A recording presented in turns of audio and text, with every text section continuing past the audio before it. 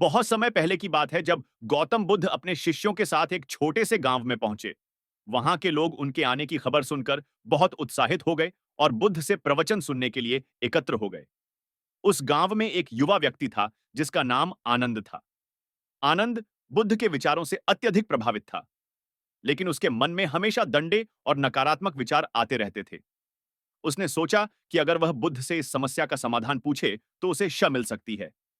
जब बुद्ध ने प्रवचन समाप्त किया, आनंद ने आगे बढ़कर बुद्ध से पूछा, भगवान, मेरे मन में अक्सर गंदे और नकारात्मक विचार आते हैं। मैं उन्हें रोकने की कोशिश करता हूं, लेकिन वे बार बार लौट आते हैं। कृपया मुझे मार्गदर्शन करें कि मैं इन विचारों से कैसे मुक्त हो सकता हूं। बुद्ध ने आनंद को बहुत ध्यान से देखा और मुस्कुराते हुए कहा, आनंद, मनुष्य का मन एक बगीचे के समान है। इस बगीचे में तुम चाहे जो भी बीज बोगे, वह पौधा बनकर तुम्हारे जीवन में प्रकट हो।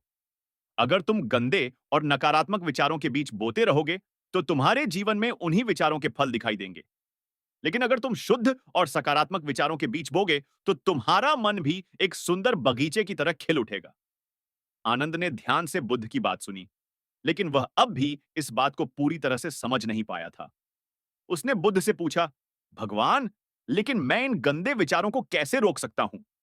वे मेरे मन में बिना किसी आमंत्रण के आ जाते हैं। बुद्ध ने मुस्कुराते हुए कहा, आनंद, तुम्हारे मन में जो विचार आते हैं, वे बस बांधन की तरह है। वे आते हैं और फिर चले जाते हैं। तुम बस एक साक्षी बनकर उन्हें देखो। उन्हें आने दो और जाने दो। उनके साथ ना जुड़ और ना ही उन्हें खुद से जोड़ो। जब तुम ऐसा करोगे तो वे विचार स्वतः ही कमजोर हो जाएंगे और अंततः तुम्हारे मन से विलुप्त हो जाएंगे। बुद्ध ने आगे कहा, इसके साथ ही ध्यान और सत्संग का अभ्यास करो।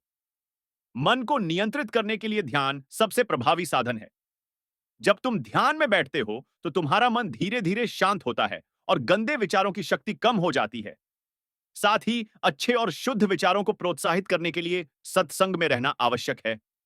सद्गुरु और संतों के साथ समय बिताने से उनके विचारों का प्रभाव तुम्हारे मन पर पड़ता है और तुम्हारा मन शुद्ध होता है। आनंद ने बुद्ध की बातें सुनी और उन्हें अपने जीवन में लागू करने का संकल्प लिया। उसने ध्यान का अभ्यास शुरू किया और नियमित रूप से सत्संग में जाने लगा। धीरे धीरे उसके मन में शुद्धता आई और गंदे विचार दूर होते गए। उसने अनुभव किया कि बुद्ध की शिक्षाओं के अनुसार चलने से उसका जीवन आनंदमय और शांति से भर गया है। कुछ समय बाद आनंद ने बुद्ध से फिर मुलाकात की और कहा, भगवान, आपकी शिक्षाओं ने मेरे जीवन को बदल दिया है। अब मेरे मन में शांति है और दंडे विचारों की जगह सकारात्मकता ने ले ली है। बुद्ध ने मुस्कुराते हुए कहा, आनंद, तुमने स्वयं को शुद्ध किया है। अब तुम्हारे मन का बगीचा सुंदर और खुशहाल है। इसे इसी प्रकार बनाए रखो और अन्य लोगों को भी यह मार्ग दिखाओ। आनंद ने बुद्ध की आज्ञा का पालन किया और अपने जीवन को एक आदर्श के रूप में स्थापित किया। उसकी कहानी सुनकर गांव के और लोग भी प्रेरित हुए और उन्होंने भी अपने जीवन में बुद्ध की शिक्षाओं को अपनाया। धीरे धीरे पूरा गांव शांति और प्रेम से भर गया। इस कहानी से यह शिक्षा मिलती है कि मन के गंदे विचारों को शुद्ध करने के लिए हमें स्वयं पर काम करना होता है। ध्यान, सत्संग और अच्छे विचारों को अपनाकर हम अपने मन को शुद्ध और शांत बना सकते हैं। बुद्ध की शिक्षाएं आज भी हमें यह मार्ग दिखाती हैं कि कैसे हम अपने मन के बगीचे को सुंदर बना सकते हैं। उसकी कहानी सुनकर गांव के और लोग भी प्रेरित हुए और उन्होंने भी अपने जीवन में बुद्ध की शिक्षाओं को अपनाया।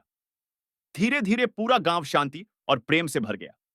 इस कहानी से यह शिक्षा मिलती है कि मन के गंदे विचारों को शुद्ध करने के लिए हमें स्वयं पर काम करना होता है। ध्यान, सत्संग और अच्छे विचारों को अपनाकर हम अपने मन को शुद्ध और शांत बना सकते हैं।